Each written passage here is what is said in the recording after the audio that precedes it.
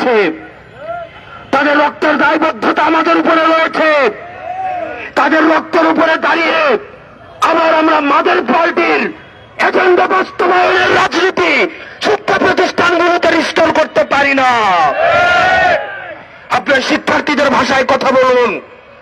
শিক্ষার্থীরা কি শুনতে চায়, তারা কি দেখতে চায়, শিক্ষা প্রতিষ্ঠানগুলোতে কেমন রাজনীতি করতে চায়, তারা কি চায়।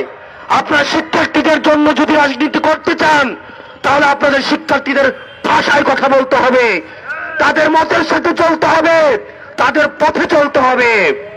কিন্তু আপনারা যদি আবার ক্যাডার পলিটিক্স করতে চান, আবার ছাত্রলীগ করতে চান, হল দখল করতে চান, সিট বাণিজ্য করতে চান, চাঁদাবাজি করতে চান, টেন্ডারবাজি করতে চান, আপনার পরিণত হবে সাদ্দামের মতো, আপনাদের পরিণত হবে আনাসের মতো। গত 16 বছরে আপনাদের বিরুদ্ধে যে নির্যাতন হয়েছে, এই ফ্যাসিবাদী আওয়ামী লীগ আপনাদেরকে যেভাবে নির্যাতন নিপীড়ন করেছে, আপনারা মজলুম ছিলেন, আপনারা চালু বলেন না। আপনারা মজলুম ছিলেন, আপনারা চালু বলেন না। আপনারা মজলুম ছিলেন। মুসলিম যখন জালিম হয়ে ওঠে, তখন পৃথিবী বসবাসের অযোগ্য হয়ে যায়।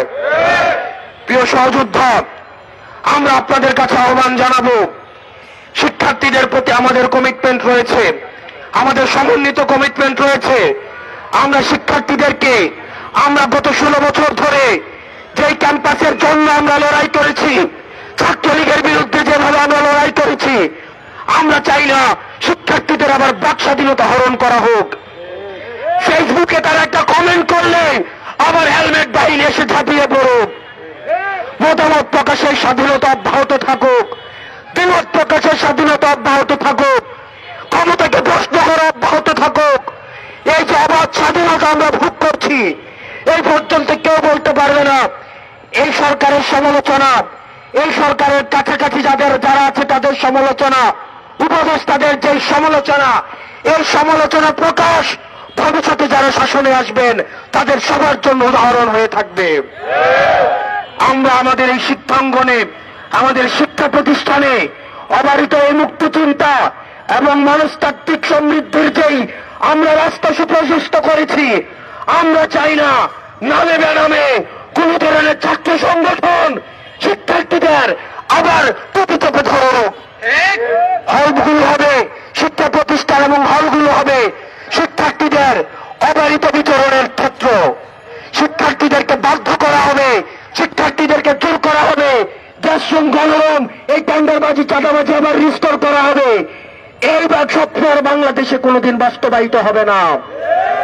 প্রিয় সহযোদ্ধা, ভুলে গেলে চলবে না, ছাত্রলীগ কোন একটা নির্দিষ্ট দল না, আওয়ামী লীগ কোন নির্দিষ্ট একটা দল না, এটি একটি আদর্শ। যে কেউ ছাত্রলীগ হতে পারে, যে কেউ যুবলীগ হতে পারে, যে কেউ আওয়ামী লীগ হতে পারে। আওয়ামী লীগের বিরুদ্ধে আমাদের লড়াই, ছাত্রলীগের বিরুদ্ধে লড়াই, যুবলীগের বিরুদ্ধে লড়াই, নির্যাতন নিপীড়নের বিরুদ্ধে লড়াই এবং ফ্যাসিবাদের বিরুদ্ধে লড়াই, এগুলো একটা বিপ্লবের জন্ম থেকে মৃত্যু এই মাঝামাঝি সময় অব্যাহত থাকবে। আমাদের লড়াই শেষ হয়ে যায় নাই। যারা একবার লড়াইয়ে নেমেছে, লড়াই হচ্ছে মৃত্যু এবং জীবিত থাকার মধ্যবর্তী এই পুরোটা সময়।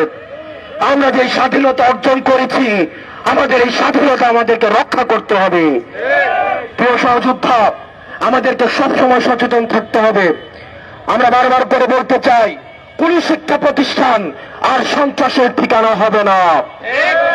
এবং কুয়েটে যে আমাদের নারকীয় ছাত্রলীগ স্টাইলে যে ধরনের নির্যাতন হয়েছে, আমরা আপনাদেরকে সতর্ক করতে চাই।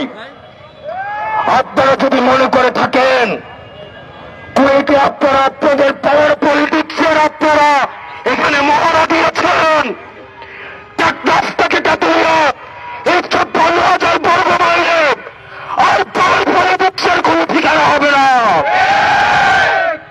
কুয়েটে যে নারকীয় যে নির্যাতন হয়েছে এবং জুলাই ব্যাপী যে ধরনের নারকীয় নির্যাতন হয়েছে, আগামীকাল সারা বাংলাদেশের সকল শিক্ষা প্রতিষ্ঠানে এই নারকীয় নির্যাতনের ভিডিও চিত্র প্রকাশিত হবে। এই জুলাইকে আমরা বারবার মনে করিয়ে দিচ্ছি। চাই। এবং আমাদের আগামীকালের কর্মসূচি সারা বাংলাদেশের প্রত্যেকটা শিক্ষা প্রতিষ্ঠানে আমাদের যে জুলাইয়ের নারকীয় যে নির্যাতন নিপীড়ন এবং গতকালের এবং আজকের কুয়েতে যে নির্যাতন নিপীড়ন চালানো হয়েছে, আমরা দেখেছি হামলায় হেলমেট বাহিনীর আগমন হয়েছে, রামদা বাহিনীর আগমন হয়েছে, তাদেরকে আবার জাতির সামনে প্রকাশ করা হবে। কালকে প্রত্যেকটি শিক্ষা প্রতিষ্ঠানে এবং আমাদের টিএসসিতে ভিডিও প্রদর্শন করা হবে এবং আপনারা আপনাদের জায়গা থেকে আপনাদের এই সত্যের পক্ষে, ন্যায়ের পক্ষে, এই জুলুমের বিরুদ্ধে আপনার অবস্থান অব্যাহত থাকুক। ইনকিলাব জিন্দাবাদ, ফেসিবাদ নিপাত। সালামু আলাইকুম। আমাদের ভিডিও চিত্র প্রদর্শনী কর্মসূচি